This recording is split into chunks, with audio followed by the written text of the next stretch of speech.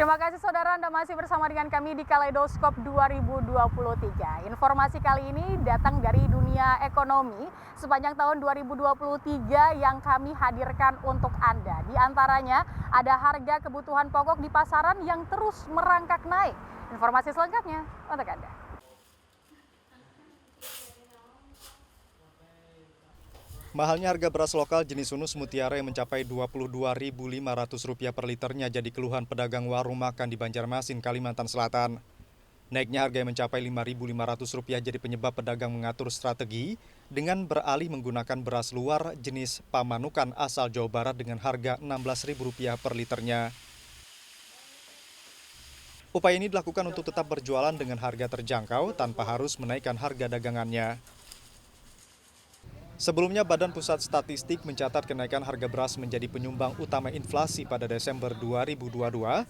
Sebanyak 79 dari 90 kota yang disurvei mencatatkan kenaikan harga beras. Dari 79 kota yang mengalami kenaikan harga beras, kenaikan tertinggi justru terjadi di Banjarmasin, Kalimantan Selatan, dengan inflasi atau kenaikan harga mencapai 14,64%. Disusul kota Bau-Bau, Sulawesi Tenggara sebanyak 7,26%. Arpawi, Kompas TV, Banjarmasin, Kalimantan Selatan.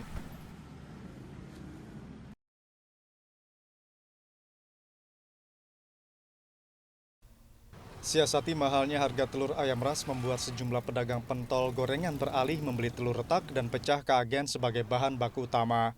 Sulitnya meraih keuntungan pasca kenaikan jadi alasannya memilih telur ayam yang retak karena dinilai lebih murah dengan harga Rp45.000 per rak yang beratnya mencapai 2 kg.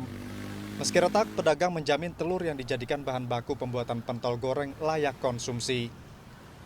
Kenaikan harga telur membuat sejumlah warga ataupun pedagang terbebani dengan bertambahnya pengeluaran, dan pedagang berharap pemerintah dapat mengatasinya dengan menurunkan harga telur agar dapat dijangkau. Arpawi, Kompas TV, Banjarmasin, Kalimantan Selatan. Selasa pagi harga minyak goreng curah di Pasar Bauntung Banjarbaru naik menjadi Rp12.500 dari harga sebelumnya Rp11.000. Seorang pedagang gorengan mengaku mulai beralih menggunakan minyak goreng kemasan dengan harga Rp15.000 per liter karena stok minyak goreng curah yang semakin sedikit. Menurut pedagang, stok minyak goreng curah semakin menipis karena sejak 1 pekan terakhir pedagang tidak bisa melakukan order ke pabrik. Pihak pabrik menjanjikan bulan Februari pedagang baru bisa kembali melakukan order minyak goreng curah.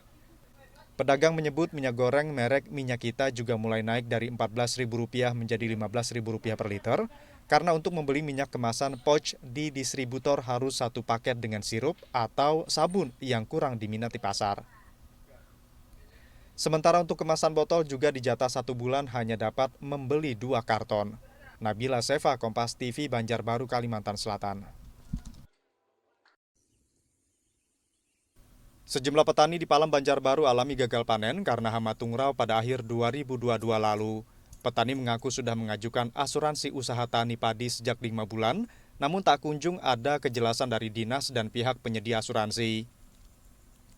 Saat dikonfirmasi ke Dinas Ketahanan Pangan, Pertanian dan Perikanan atau DKP 3 Kota Banjarbaru, program asuransi usaha tani padi yang diajukan sejak akhir tahun 2022 memang belum bisa dicairkan karena beberapa bulan lalu masih ada perbaikan berkas.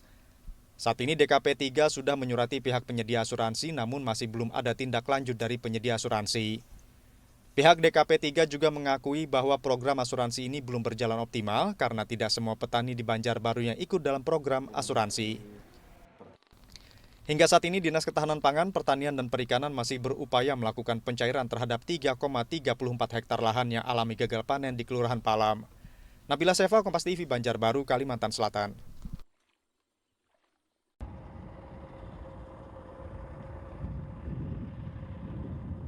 Tingginya konsumsi beras di Kalimantan Selatan dibanding produksi berasnya yang menurun jadi penyebab naiknya harga gabah dari petani ke pabrik yang hampir mencapai 100%.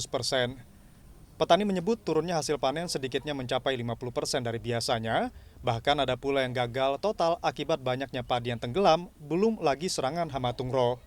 Naiknya harga gabah disebut petani belum cukup mampu menutupi biaya produksi dan modal yang ditanggung di tengah musim hujan dan serangan tungro. Petani pun berharap pemerintah dapat mencarikan solusi jitu sebabnya harga beras di Kalimantan Selatan paling murah mencapai Rp14.000 per liternya.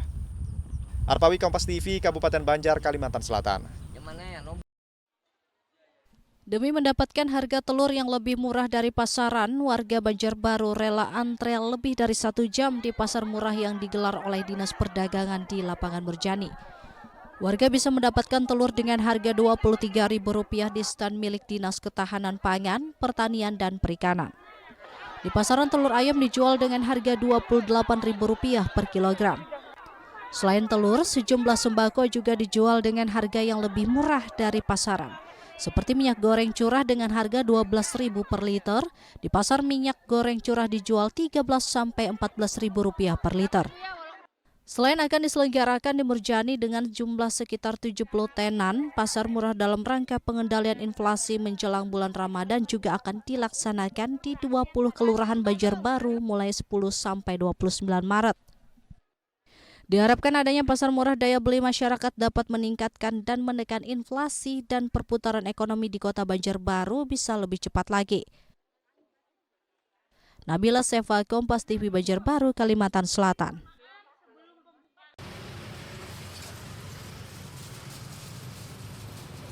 Mendekati bulan Ramadan, penjualan kurma di Pasar Sudi Mampir Banjarmasin ramai dibanjiri pembeli, bahkan penjualannya meningkat lebih dari 100% dari hari normal.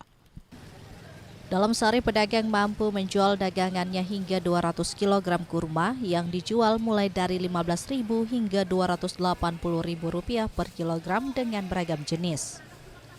Banyaknya permintaan disebut pedagang terjadi sejak nisfu Sya'ban yang dimungkinkan akan berakhir pada awal Ramadan. Buah kurma menjadi menu wajib yang biasa disuguhkan saat berbuka puasa di bulan Ramadan, sehingga wajar saja jika warga begitu antusias membeli untuk persiapan Ramadan. Arpawi, Kompas TV, Banjarmasin, Kalimantan Selatan. Jelang Idul Fitri, tim pengendali inflasi daerah Kota Banjarbaru dipimpin Wakil Wali Kota Banjarbaru Wartono melakukan sidak ke retail modern di Banjarbaru untuk memastikan ketersediaan dan melakukan pengecekan kenaikan harga sejumlah bahan pokok seperti beras, gula, dan minyak goreng. Wartono juga memastikan kedaluarsa dan kemasan produk-produk pangan yang dijual tidak rusak seperti penyok agar dapat diganti dengan yang baru. Pemilik retail modern juga menyampaikan ketersediaan bahan pokok di toko miliknya masih aman hingga 1 bulan ke depan. Meski sudah ada peningkatan jumlah pembeli jelang Idul Fitri, namun pihaknya memastikan tidak ada kenaikan harga. Diharapkan jelang Idul Fitri tahun ini semua retail dan pasar menjual bahan pokok dengan harga yang stabil, tidak seperti tahun sebelumnya yang mengalami kenaikan harga dan kekosongan komoditi seperti minyak goreng di Banjarbaru. Tim pengendali inflasi juga akan terus memantau harga bahan pokok di pasaran sebelum Idul Fitri. Nabila Seva, Kompas TV, Banjarbaru, Kalimantan Selatan.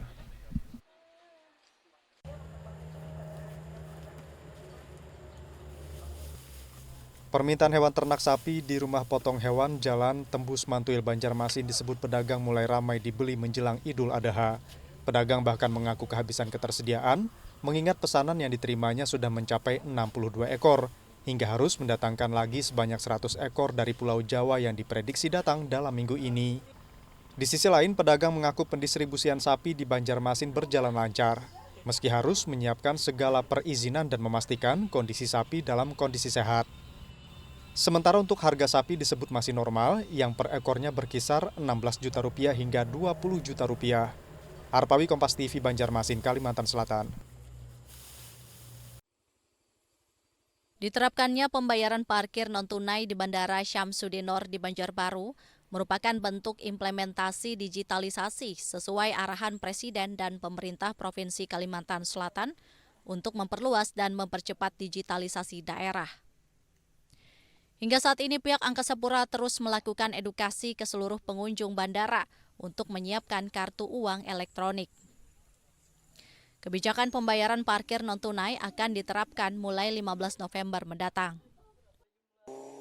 Pihaknya juga menjelaskan sudah bekerja sama dengan pihak bank untuk memudahkan masyarakat yang belum mempunyai kartu uang elektronik. Pihak bank yang bekerja sama akan menyediakan sekitar 380 kartu dan 2.000 kartu uang elektronik beserta saldo yang langsung dapat digunakan untuk membayar parkir secara non-tunai. Nabila Seva, Kompas TV, Banjarbaru, Kalimantan Selatan. Ya saudara, sesaat lagi kami hadirkan informasi lainnya yang kami rangkum dalam Kaleidoskop 2023. Tetaplah bersama dengan kami.